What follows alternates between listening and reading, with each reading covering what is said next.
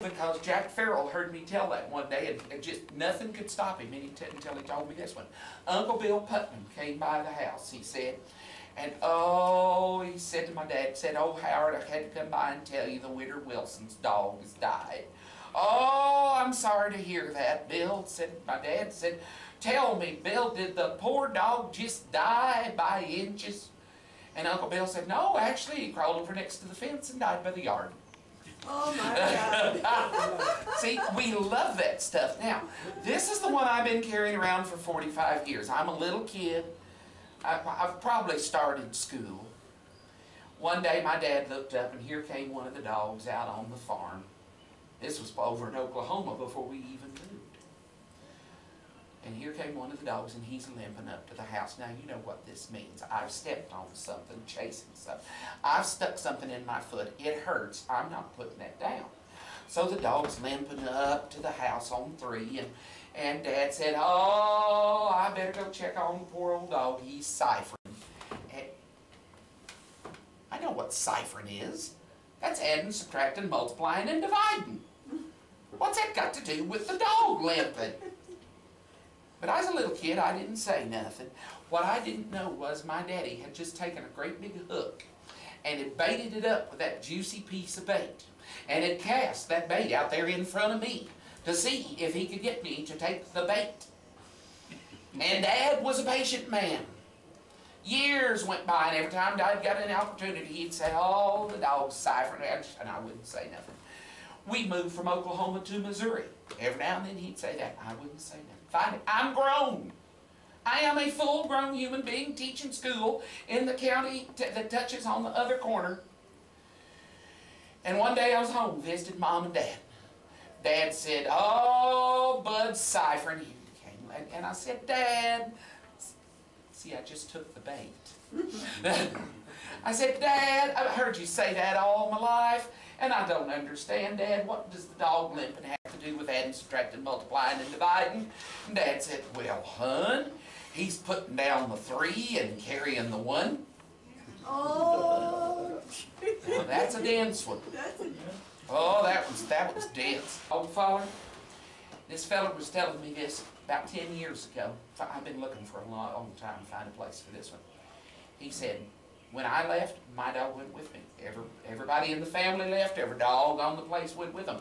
There is another corollary. There's another fine mathematical word for you. There's a corollary to that. Everybody else's dogs followed them wherever they went. He said it was the rare church service we didn't have at least 3 major dog fights under the church where the dogs were fighting over who got to sit on the cool spot. Said by the time, and everywhere everybody went, we wanted to go because there you were out on the farm. You never saw anybody but your own brothers and sisters, and we wanted to go. And he said by the time I was nearly grown, we wanted to go because we wanted to check out the girls. And the girls, of course, were checking out the boys, and everybody's trying to pretend they're not checking out nothing. Well, he said we'd go whatever it was, and yeah, you can sit on that trunk if you want to, ma'am. Yeah, have a sit down if you care to. We said every time we get started talking to one of them girls at a choir practice or voting or something, here'd come one of them darn city boys.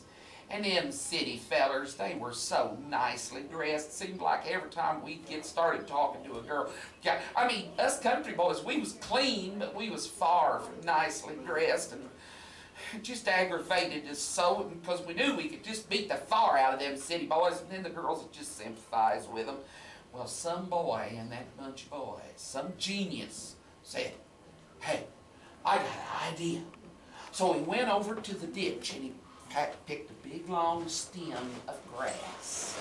And he took that grass and he waited until one of them swarms of dogs went by, doing what dogs always do when they get together, which is mark everything that don't move.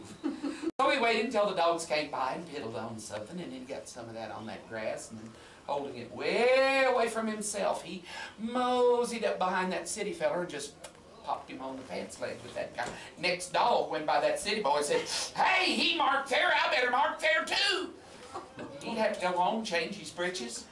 Sometimes 2, 3, 4 pairs of breeches. Yeah. He said, "Worked." I married the prettiest girl I ever saw. We're still married. He said we taught the next generation of country boys how to get rid of the city boys. He said the best thing was we probably did that 1,000 times. And the city boys never did figure it out. Oh, I love that story. It's just one of those good ones you need to hang around a while. So where do you hide your stick at? Huh? So where are you hiding your stick at? Which stick? The one with the, that you dipped in the dog. Oh, no. That grass is much better. You don't want to whack the guy on the ankles. You want to just touch him. Just touch him enough to get a little bit of that scent on him. That's all it takes.